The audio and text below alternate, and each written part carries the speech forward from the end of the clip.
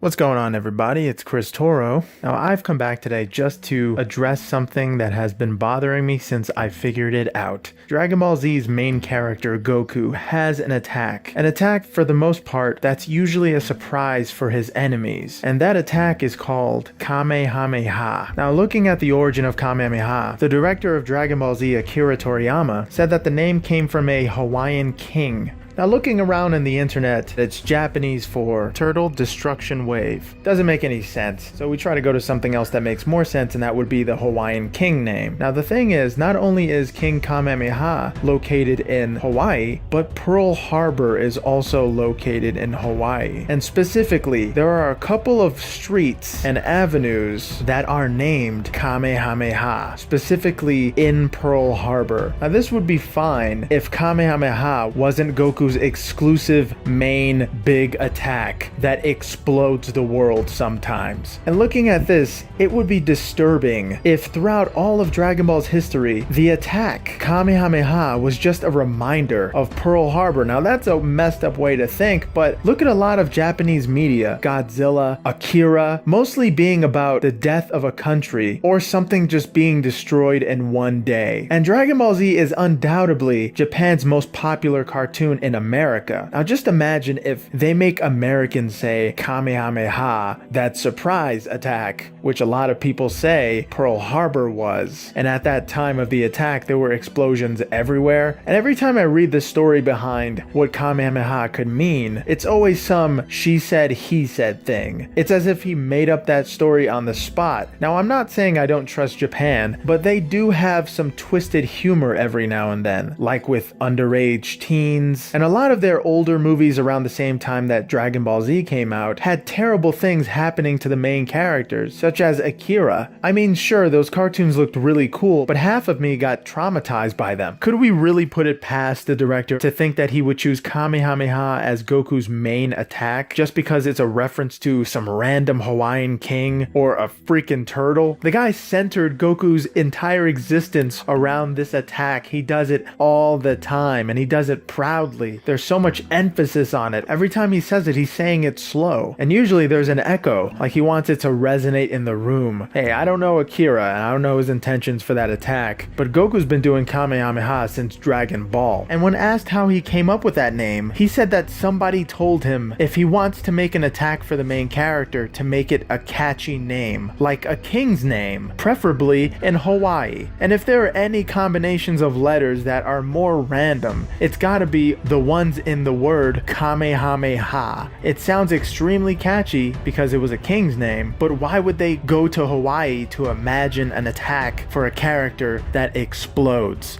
Alright, that's all I wanted to get off my chest today. I hope I didn't ruin your childhood, or whenever you go watch that new Dragon Ball Super Brawly movie, but I hope you know, with those odds of the reason why he picked Kamehameha, and yes, I know there was a turtle in Dragon Ball, but for his main reason being Hawaiian king, don't you think it's a little too close to Pearl Harbor, and the fact that there are actually streets and lanes that are named Kamehameha? And that's all I wanted to say today. Hope you guys are having a good one. See you guys later.